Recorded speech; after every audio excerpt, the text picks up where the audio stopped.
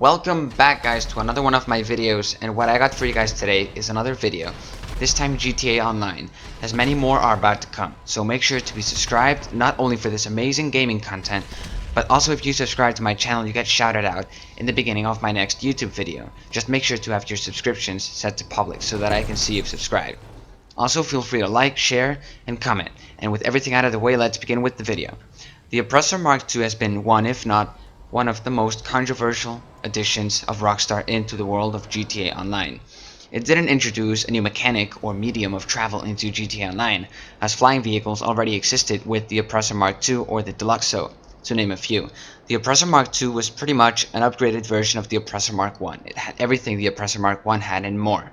The only downside to the Oppressor Mark II that I can think of right now is the fact that the Oppressor Mark II requires to slow down to recharge its engine booster, and the Oppressor Mark I's boost didn't automatically recharge, but you just had to touch or lightly scrape the ground to let it recharge. To recharge the Oppressor Mark II's boost, you have to fully slow down the vehicle completely, or you'll have to keep slowing down. That's pretty much the only downside to the Oppressor Mark II. I'm only talking about physical properties of the vehicle. How it affects the world around it is something I'll get into later. The Oppressor Mark II has phenomenal speed, especially at ground level. To get the Oppressor Mark II to go as fast as possible, you must hover it close to the ground. You can still fly the Oppressor Mark II in the air, away from the ground, but it'll go slower. Talking about the boost, it's great. Aside from its difficulty recharging, it really gets you to top speed in no time. The Oppressor Mark II has great handling. It can turn corners as easily as a helicopter or even easier. Also talking about sharp turns. If you put this thing up against a jet or a military aircraft, it won't go as fast as the aircraft, but in a dogfight the Oppressor will bully the heck out of the plane. The Oppressor will just spin around itself, locking onto the plane, while the plane will have to keep going in circles to avoid being hit by the missiles, or go down in a cloud of smoke.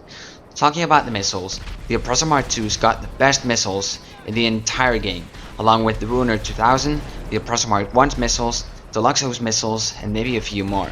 These missiles are practically impossible to dodge. The only way of escaping their skill is by using countermeasures. Only flares work really, or get behind some cover ASAP, or simply jump out of whichever vehicle you're in. It requires the best of maneuvering and cornering jets to avoid getting hit by them while doing circles endlessly ever on.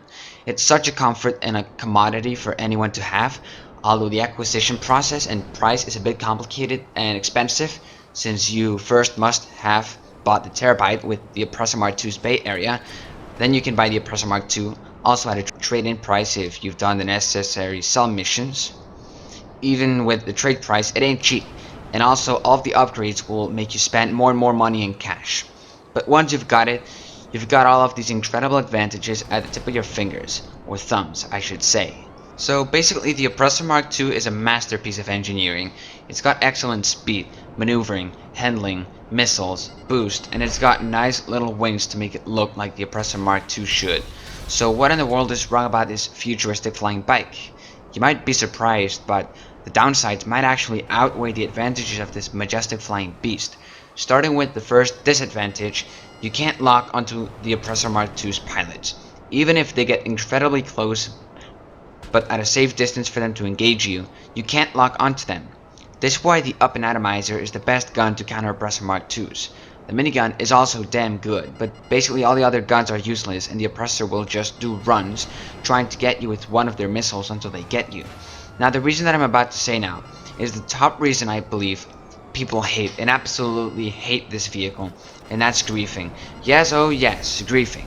Griefing is the act of a player ruining someone else's playing experience through different acts such as blowing up their cargo, killing them constantly, annoying them, and anything that creates annoyance, anxiety, etc. Basically it's ultimate misbehavior in the world of video games, but in GTA Online griefing can and has reached skyrocketing levels.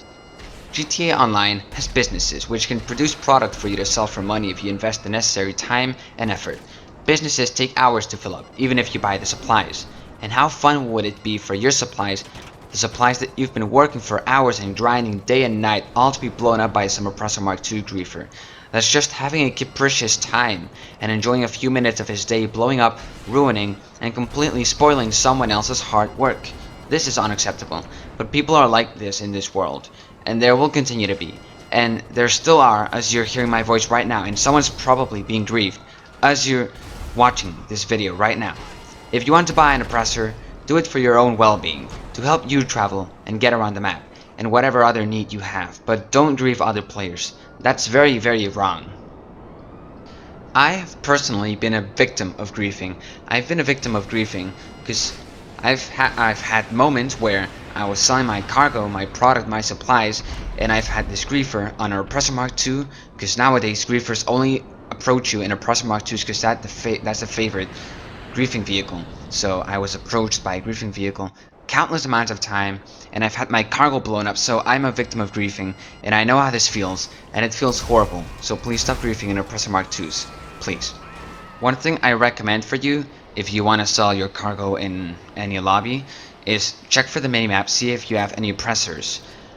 If you don't feel comfortable selling in that lobby because there's the presence of oppressors, even if there's just one, it only takes one oppressor for it to get to you and blow you up. So if you don't feel comfortable selling in that lobby, don't do it. But if you don't have time to switch lobbies and find another lobby without Oppressor Mark IIs, which nowadays is pretty hard to find lobbies without any Oppressor Mark IIs going around the map, you can send them a message asking if they're friendly or not, and if they answer you back saying that they're friendly, they usually are. They probably won't troll you like that. That's just super disgusting if they troll you like that. If they troll you like that, I give you permission to report them, because that's just super, super bad. But if they say they're friendly, then you're pretty much good to go. So yeah, that was my thoughts on the Oppressor Mark II. It's got its upsides and downsides. If the Oppressor Mark II is in good hands, it is a very helpful machine, especially for getting around the map, since you don't have to follow the roads like a conventional car and fly over pretty much anything. However, if the Oppressor Mark II is in the wrong hands, that person can become one of the most disgusting players in GTA Online. Rockstar definitely won't be removing this vehicle from the game, and I don't want it to get removed because despite the malicious purposes for which people use it, it's got a lot of good in it. What Rockstar should do from now on is introduce some counters or a way for the rest of the players to counter this vehicle, a way for us to defeat it when we encounter it. Normal guns can't lock onto them, so make that a possibility now, Rockstar.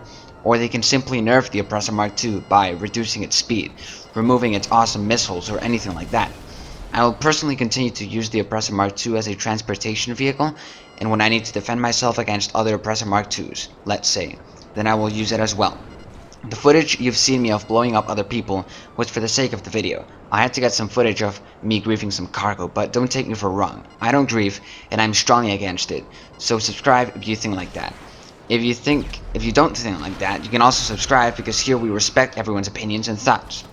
So yeah guys, like, comment, share, do whatever you want, and subscribe for a free shoutout in the beginning of my next video, and I'll catch you guys in the next one.